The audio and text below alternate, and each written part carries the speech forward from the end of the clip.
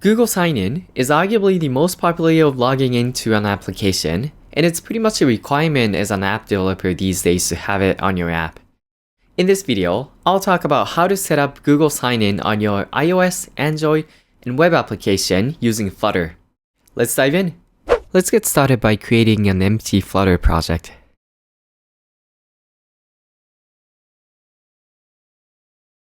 Once it's ready, we can open it. Now, the way you implement Google Login using Supabase is different whether you're using web or native platforms like iOS and Android. Let's first get started with implementing Google Login on native platforms. And for that, we use the Google Sign-In package. Once we add Google Sign-In as our dependencies, we can move on to additional setup.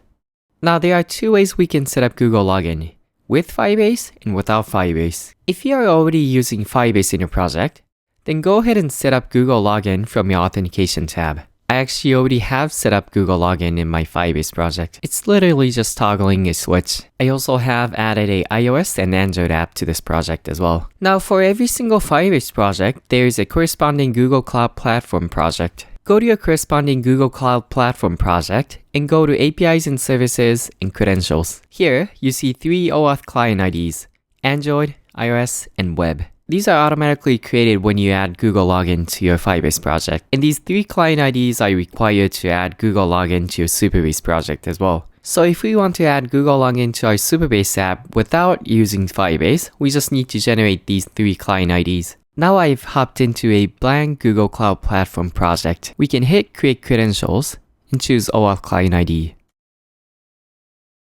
Let's first make a web client ID. We can actually leave everything as default and hit create. We can always come back to this, so just hit OK and close it. Now on to creating the second client ID. Let's choose Android. For Android, we first need the package name. For my case, it's com.supabase.login. For SHA-1 certificate fingerprint, we just need to run the command to generate the debug fingerprint, or paste any of the production fingerprint from Google Play Console. I'm going to get my debug fingerprint here. We can just copy this over and paste it in. And that's it. Let's hit create. Again, we can just come back to this later, so hit OK and close it. And let's move on to creating our iOS OAuth client ID. We just need to paste the bundle ID, which is just com.supabase.login in our case, and hit create. And with that, we have web, Android, and iOS client IDs. So that was the two different ways you can obtain the three client IDs required to set up Google Login for Supabase. From here on, the path should be the same whether or not you're using Firebase. I'm going to copy the web client ID and paste it into our Supabase Google provider settings. But if you don't have a Supabase project set up yet, you can get one at database.new. Head over to Authentication, Providers, and go ahead and open Google. We can toggle the switch to enable it, and we can paste the web client ID right here under Authorized Client IDs. If we want to support iOS, we need to turn on the Skip Nonce checks as well. Hit save and we should be good to go. There's one last settings that we skipped over earlier, and that is some iOS specific settings. Now there's a few steps here, but we've already completed step 1, 2, 3. Step 4 and 5 are optional, so we can skip it, but we need to complete step 6. Let's copy this piece of code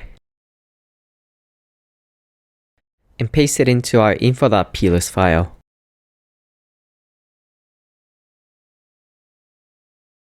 We can just add it at the very bottom right here. Fix the indentation. And we need to provide our own values here. This is just iOS client ID in reverse order, so we can go ahead and copy the iOS client ID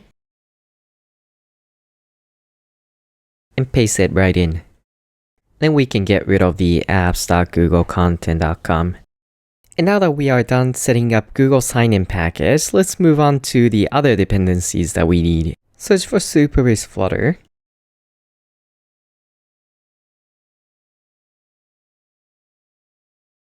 And add it into your pubspec.yaml.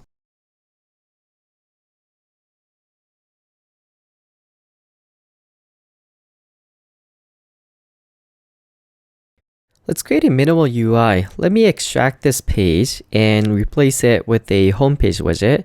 Let me create a widget called homepage down here. Then I can just paste the original content here under build method. And let me just add a column here. So we'll have two components within this column. We'll have a text and we'll have a elevated button.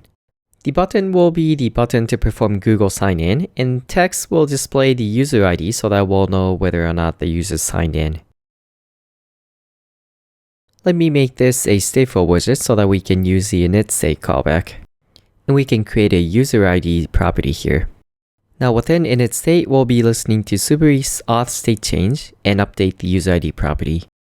Now we haven't initialized Supabase yet, so let's do that.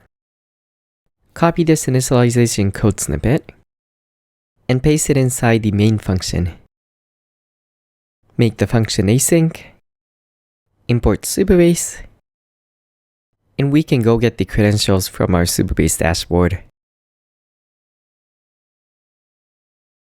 Going to our settings page and API, we can copy over the Supabase URL and our anonymous key. Supabase is initialized. I also like to keep a Supabase variable up here just because it's easier to access our Supabase features.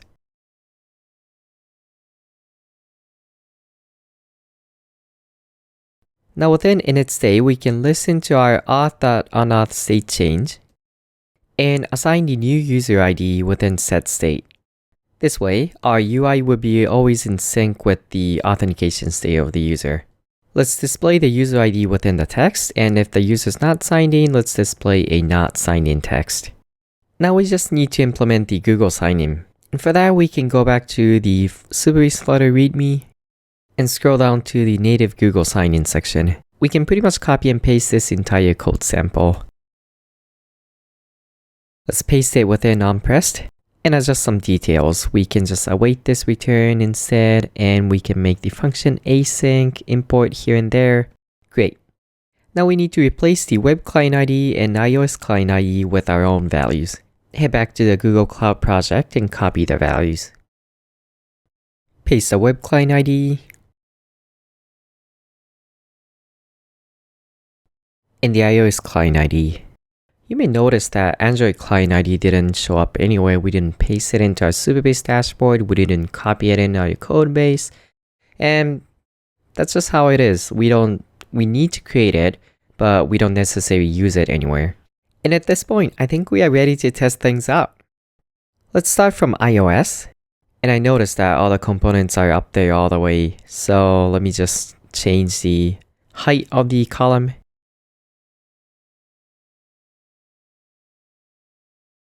And there you go, we can see the button and the text. Let's click the button and kick off the sign-in process. We get this nice login screen that'll probably be outdated in a few days.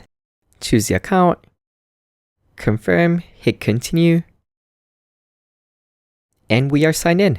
Great! Native Google login on iOS is working fine. Now let's move on to Android. Now we have the app running on a Pixel emulator. Hit login, choose the account, and we are signed in. Awesome! Native Google login is working on both iOS and Android. Now let me also cover how to perform Google login on the web platform because that's slightly different. So now we are back on VS Code. Now on native platforms, we use the Supabase method called sign-in with ID token. Basically, we were passing the ID token obtained from the Google sign-in package to Supabase to complete the sign-in process. On web though, the Google sign-in package does not return a ID token, so we need to use a different method. So first, let's extract this entire thing into a separate method. We can call the method native Google sign-in.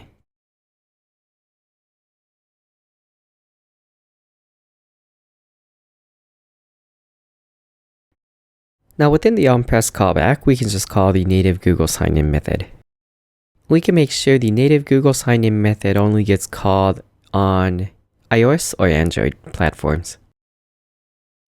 Using the k is web variable as well as the platform is Android and platform dot is iOS, we can make sure the platform is either Android or iOS. Then for web, we can call the supabase.auth.signin with OAuth. We can pass the OAuth provider.google. We can await it, and we can make this method async. And here I make a mistake. The await on the native Google sign-in method should have been a return, because otherwise the sign-in with OAuth will get called after the native Google sign-in. Anyway, in order to complete the web sign-in process, we need to tweak the web client ID configuration. We need to set the authorized redirect URLs, and we can obtain that from our Google Provider settings page. Go to Authentication, Google, and all the way at the bottom we have this callback URL. We can just paste it right in there and hit save.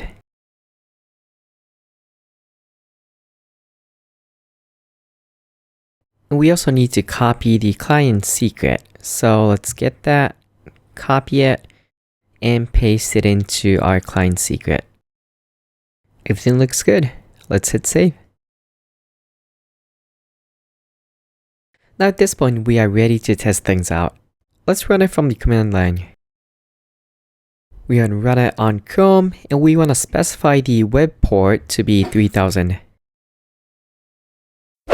Let's head to our browser and test it out. Click the button, and it just signs me because I've already signed in from localhost 3000. But it works. And that's how you can set up Google Sign-In on your Flutter app running on Android, iOS, or web. Pretty simple, wasn't it? Let us know in the comments what other videos you'd like to see in the future. I'll see you around. Bye.